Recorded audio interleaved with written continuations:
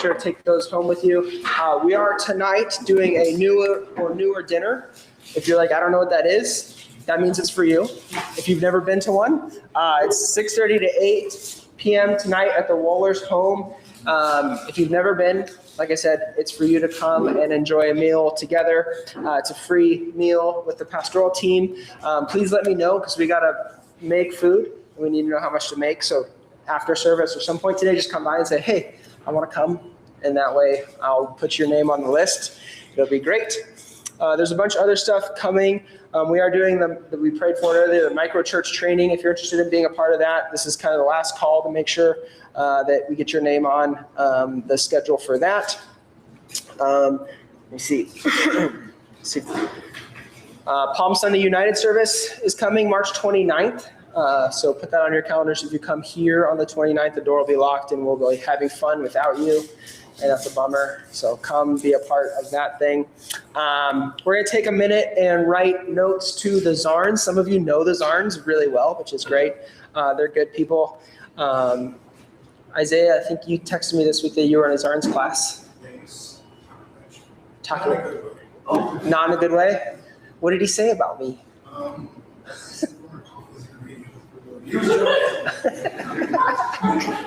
I'll make sure to let him know. Now that I have spies at North Central, so that's great. But I appreciate him. My favorite story, quick story about Phil, is during the worst time that I've been here in the city, during the protests and riots after George Floyd was killed. We had to board up the coffee shops so that they didn't burn down. It was a pretty terrible experience. And Phil and Katya showed up and helped put boards on the windows. And I am forever grateful for people that just show up.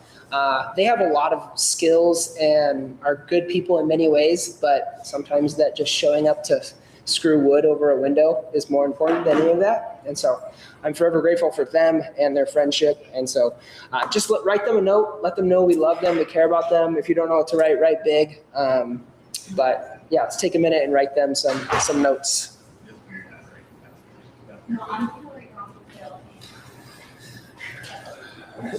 We'll say it feels weird not calling back.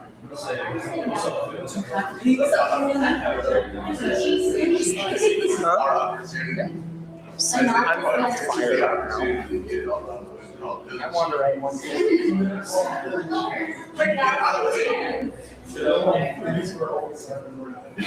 It's started time.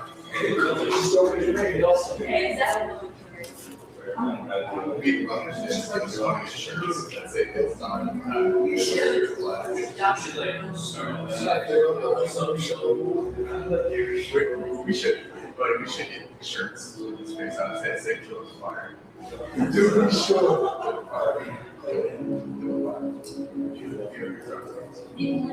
Yeah. Actually, well, that's like you just think if you're going out very much, so very strictly no. Go get kill the fire. Kill it right away.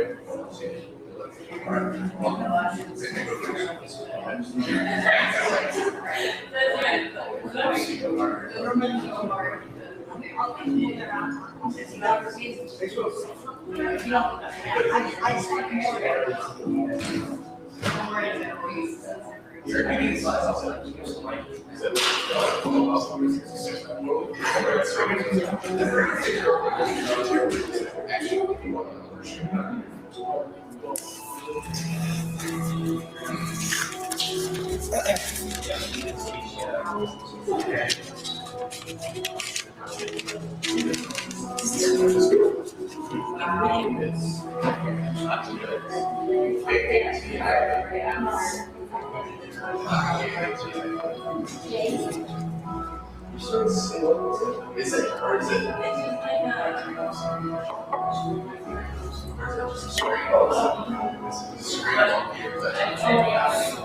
Is it a J or an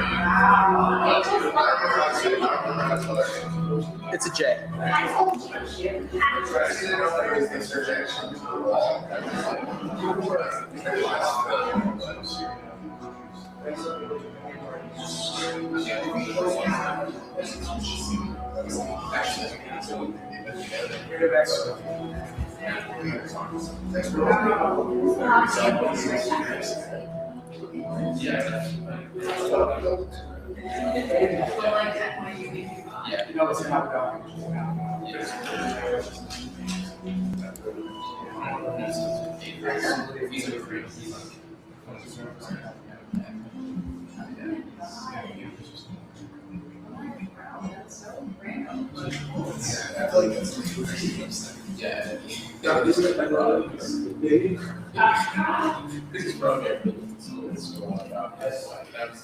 As you guys finish that up, we're gonna watch a video about connection groups.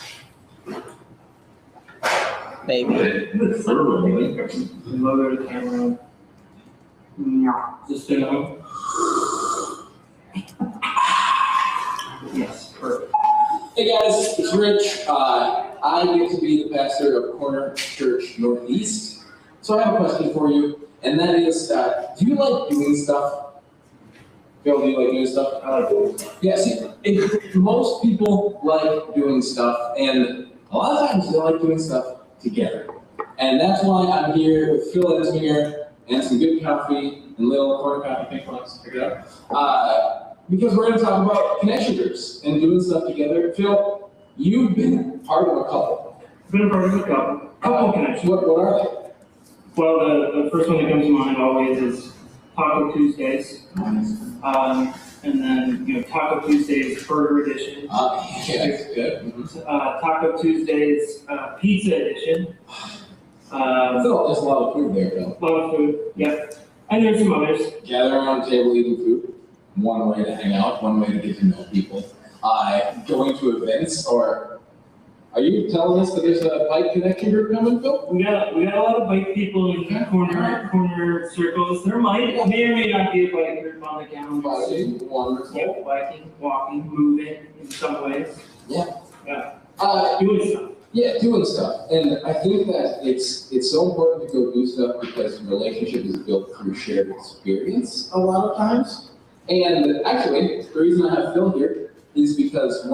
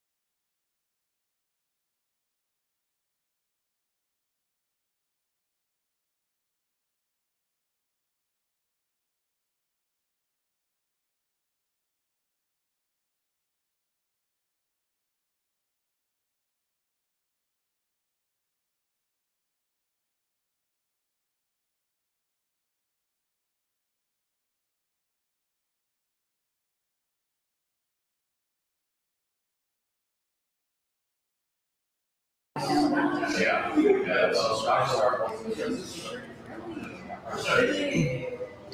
All right, any of your prayer requests and any of those cards, they can be dropped as you head out in that box on the way or left on your table. Either way, they'll find where they need to go. It's easier if they're dropped in the box. I have found prayer requests that have been hidden in the stack of announcement cards like months later, and I feel bad about that. So, all right, we're continuing today, walk through 1 Kings. A lot has happened in the first two chapters. Chapter 1 is about old David. He's weak. He can't rule anymore. Adonijah tries to take over the throne without David's approval. The key leaders of the kingdom are divided. Some back Adonijah. Nathan, the prophet, and Bathsheba, they warn David.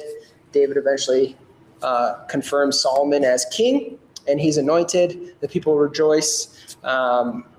Chapter 2, what we talked about last week, but these final words that David gives Solomon to be strong, to be obedient, to walk in God's ways. He also tells David, here's kind of the unresolved issues of the kingdom. David then dies, and after 40 years as king, David is gone. It's a new era in the kingdom. So much has happened up to this point, and it's all kind of compressed into this very short window, very few words. And maybe you've had a season of life like that where a lot is happening and it all feels very compressed into a moment of time, where the scale of what's happening doesn't really slow down. I feel like I've in the midst of a moment that's similar to that, just so many things happening. But think about the emotions packed into Solomon's first days as king, the uncertainty, the power dynamic shifting around. His brother tried to steal power, this completely new trajectory, mourning the loss of his father. All of that is happening at once to Solomon. David is dead. The power struggle is finally resolved. The regime has changed. The threats to his power are dealt with. It's a pretty intense moment, some intense things going on. And so we step into chapter 3, and Solomon has this moment where the dust is starting to settle. The weight of what he's experiencing, what he's going through starts to hit him. You can almost hear him being like, what did I just get myself into? Who am I to like all of a sudden replace my dad? I don't know how to do this. In this moment, with so much available to him, he could have asked for anything, and we come to this moment where Solomon asks for wisdom. And so we're going to read through that together. Today, we're going to sit with that. We're going to process what God is generous with, what wisdom is, why it matters, and then put on the table this question is, what are you wanting and needing from God, and what will you do with it? So we're going to start with a dialogue question that's less heavy than that to get us started. In fact, I think there's a video that we're going to watch first. Almost. There are a few provisos, a couple of people of like, rule number 1, I can't kill anybody. So don't ask. Rule number 2, I can't make anybody fall in love with anybody else. Little fun up there. Rule number 3, I can't bring people back from the dead. It's not a pretty picture. I don't want to do it. Other than that, you got it. Thank you, Aladdin. I hadn't watched that in a long time, and then we watched that clip, and it reminded me how weird that movie was. Anyways, the genie comes to you. Share your tables for a moment. What are your 3 wishes? Ready, go.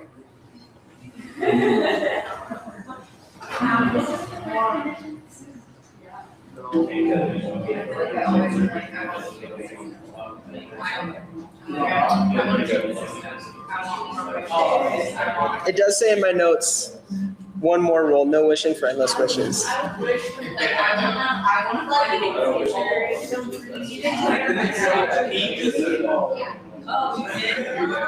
What? Did you just say you can't wish for more wishes? Yeah, you can't wish for more wishes. Oh, I just said that.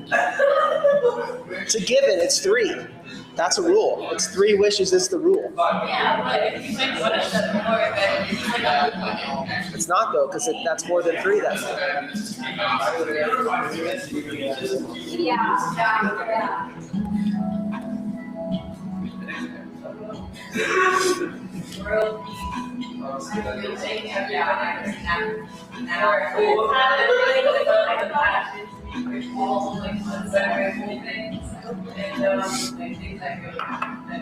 That's just a different type of love, though.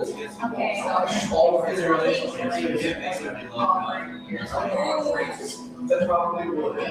Let's see, $200K a year, removal of all casinos status. And I've won every 20%. It's not free. Yeah, that's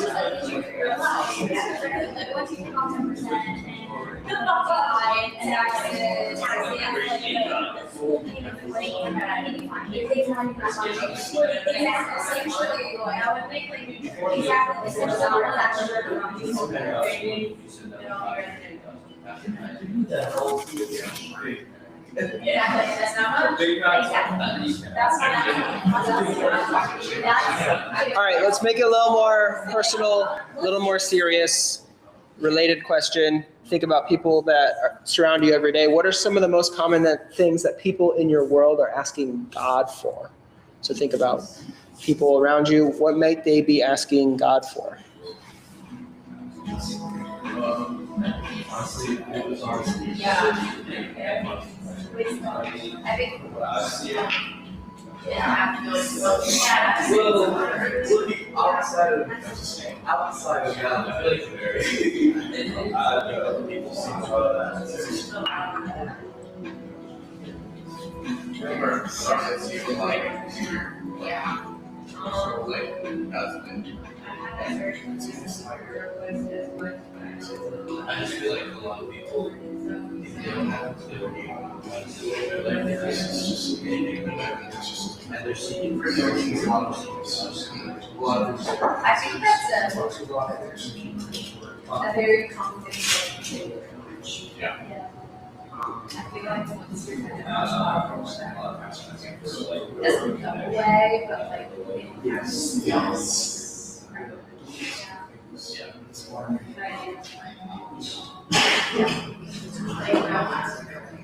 whichever beliefs are, they're just, I guess people don't Yeah. they kind of like, what's gonna happen? Yeah. I don't understand. Yeah. Yeah, it's like right now, for them to see, like, I do feel like learn about something that makes happening in whatever conflict and others do. I think how, like, I've never really talked about any of this about them, and so now I really have to talk, Yeah, it's weird because there's like some people that are like, why is that happening here? Oh, some people that are like,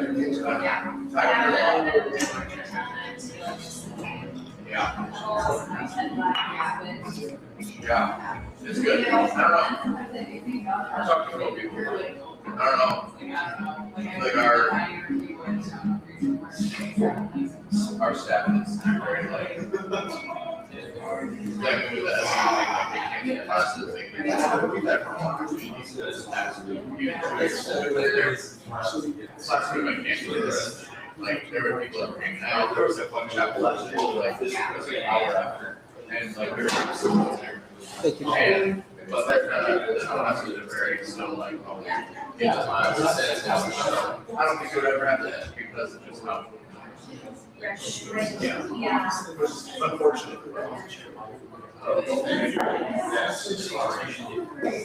Actually,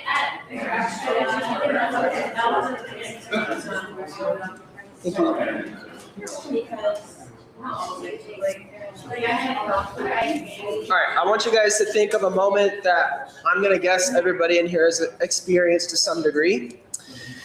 You just went grocery shopping, you bought too much stuff because you shopped when you were hungry, and you have to bring everything inside and you don't want to take multiple trips. And so you load up every single bag you can, and you're slowly making your fingers feel like they're ripping off. You're slowly making your way in. You're dropping things because nothing can stay in the bag. It's just like this miserable experience, but you're committed to trying to make one trip. And you look up and you see the door, and you realize that you didn't think this through. You don't have a third hand. And then all of a sudden your neighbor runs over and opens the door for you. So generous. In the grand scheme of things, not really a big deal, but like very generous and kind, right? We're gonna have a moment of thinking about generosity. There's a lot of different types of generosity. There's some of the bigger things than just opening the door. Someone loans a car to you when yours breaks down. Someone pays your rent for you. Someone checks in on you every day when you're in the midst of a hard season of life. Someone extends grace to you when you've hurt them.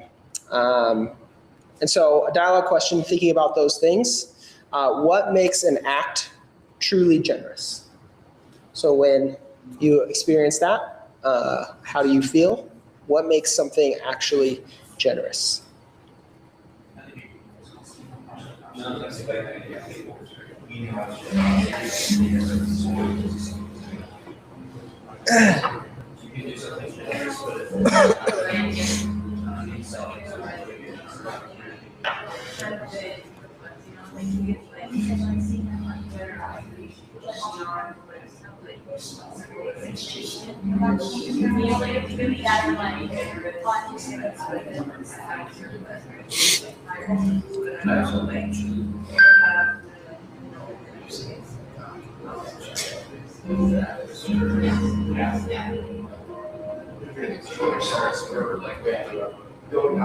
Somebody does something and they know like for a fact you can't do anything in return.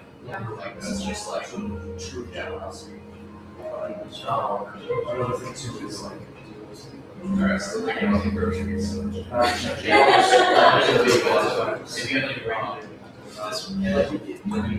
I'll find myself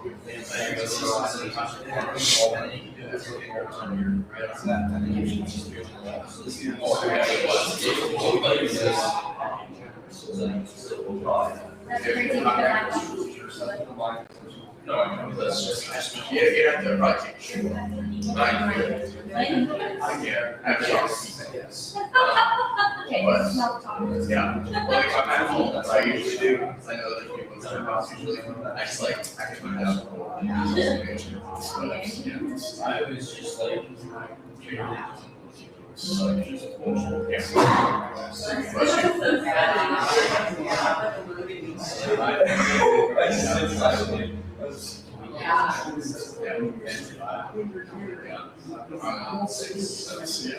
There's no way.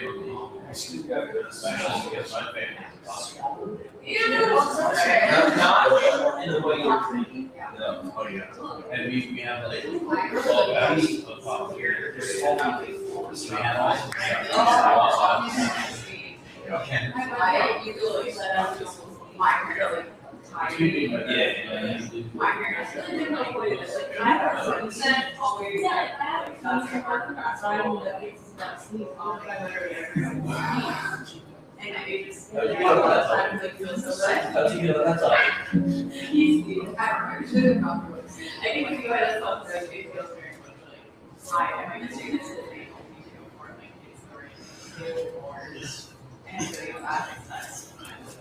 When I think about generosity, something to think about before you even get to Kings is there's two parties involved. Typically, there's the receiver, so the generosity is benefiting. And there's an opportunity to be a good and a bad receiver of generosity. In Luke 17, Jesus is traveling between Samaria and Galilee, and as he approaches a village, he encounters a group of 10 men who all have leprosy. These men were forced to live outside of their community because of their condition. They recognize Jesus. They cry out to him. He tells them to go show themselves to the priests. And as they went, all 10 were healed, but only one returns. Jesus asks, were not all 10 cleansed? Where are the other 9? Only one, a Samaritan, will return to fall at Jesus' feet and thank him. So 1 of 10 was a thankful receiver. Then there's the giver. There's an opportunity to be a good and bad giver of generosity. In Luke 21, Jesus is watching people bring their offerings to the temple. The rich people are coming in with tons of stuff, piling their gifts high so everybody can see. And then this lowly widow comes in and she drops 2 small copper coins. And Jesus says, this poor widow has put more than others. All these people gave their gifts out of wealth, but she gave hers out of poverty. She put all that she had to live on. The heart of the widow shined brighter than the scale of the gifts of others. So we think about the receiver and the giver. I'm going to hand Meredith, will you hand these out? Just a couple, one for each person. Meredith's handing out this double-sided sheet, a list of things that God is generous with. There's some scripture there for reference. You don't need to review it all. But at the top, there are 4 questions. What are people asking God? Asking of God? What are people needing from God? What are people getting from God? And why is it easy to take for granted what we receive from God? So we asked the first one earlier, but go to work on the next 3. Use this list if it's helpful, but discuss at your table the last 3 questions. What are people needing from God? What are people getting from God? And why is it easy to take for granted what we receive from God?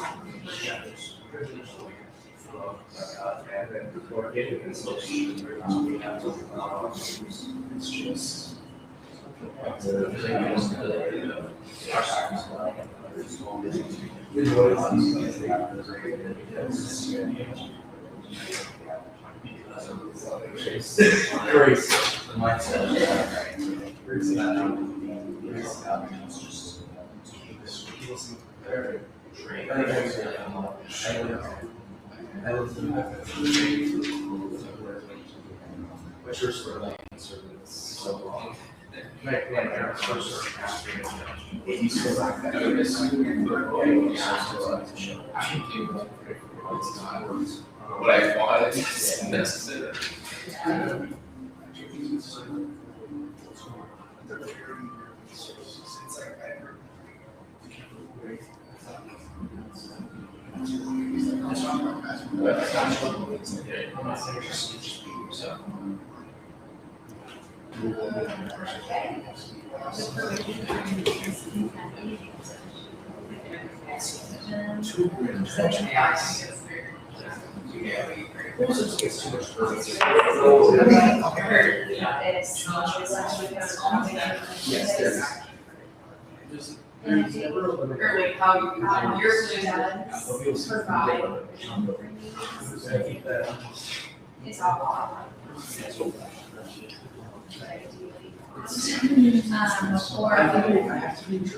All right, just a few more seconds on this one. All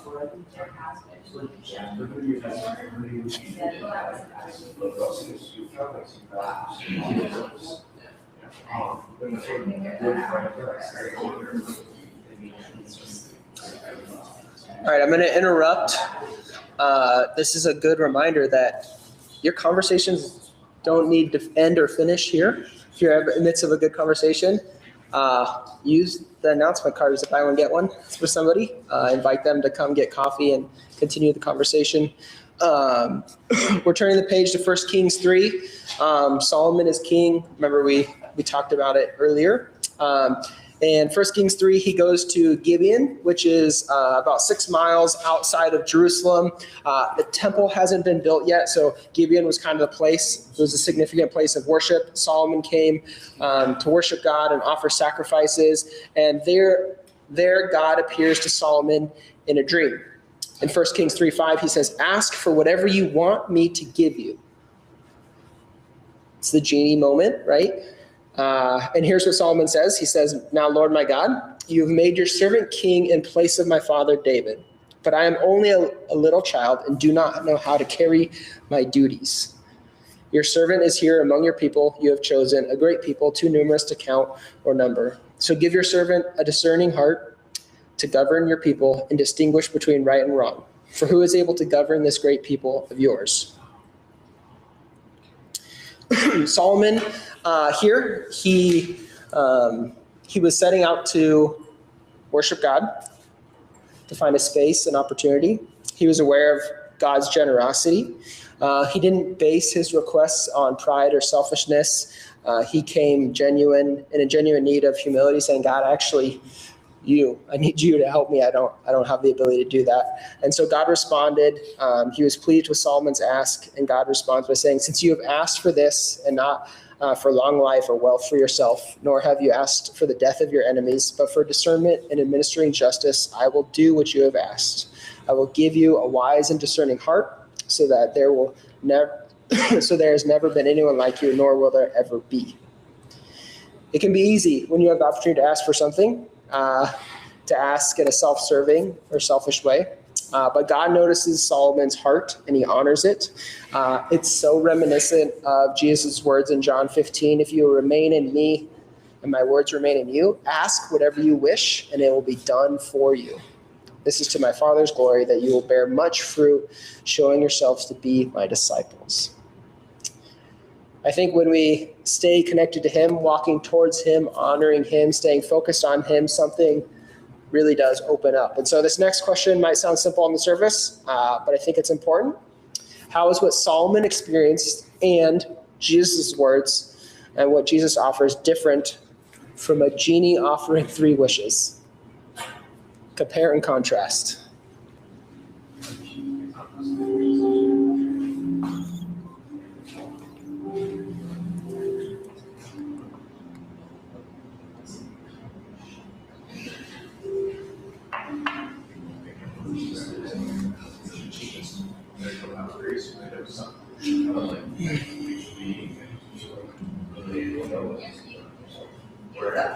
Literally. And he's gonna use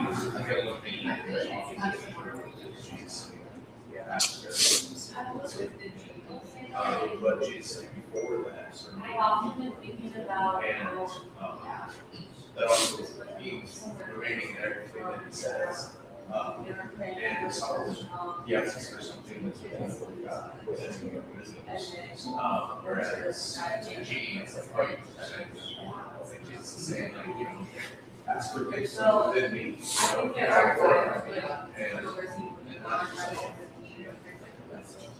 Yeah, I think just following verses, my comments were, it's like very much for disciples. Anything about that. I feel like as Christians, we should like have like a certain different experience, like, and I feel like that's what Jesus is saying. You can ask for disciples.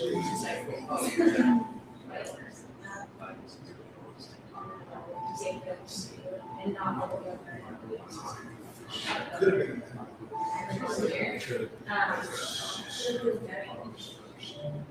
feel like it's like ask for it instead of getting points back.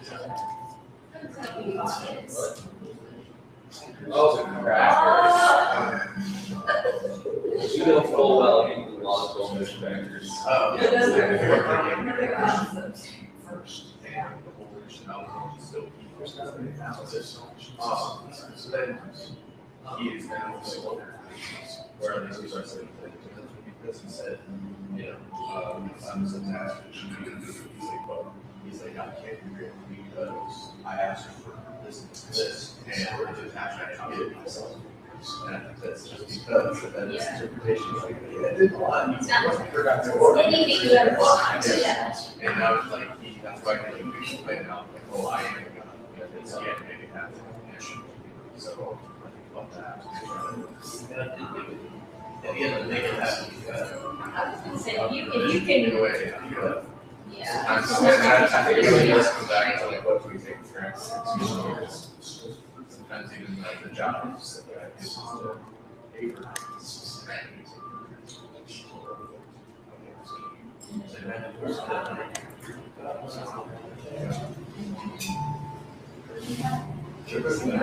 Should have been.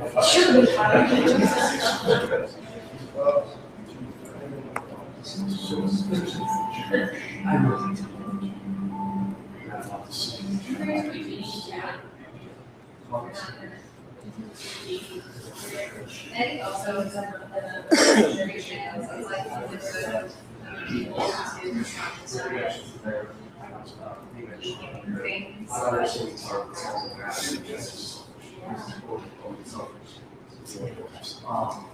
I'm going to wrap us up, headed to our last question. We processed a lot of things today. We talked about 3 wishes. We talked about what people commonly ask God for. We explored what makes something truly generous. We looked at what it means to be a good receiver and a good giver. We worked through that handout, what people need from God, what they're getting, why it's easy to take it for granted. We brought Solomon's request for wisdom alongside Jesus' invitation for relationship. And we sat with how all of that is different from a genie granting 3 wishes. So final moment of dialogue at our tables. What requests are you bringing to God in this season of life that you're in? And how will you put God's answer to your request in work in this season? I'm going to pray and then give you some time to talk. Will you pray with me? God, we come to you fully aware of our own limitations, honest about the weight of life that we have carried. We're not asking for easy paths or quick fixes, but we want your wisdom. We want to see clearly. We want to choose well. We want to live faithfully in the moment of life that you've placed us in. Shape how we show up. Help us receive what you give, and help us put it to work with courage and humility and care for those around us. In your name we pray. Amen.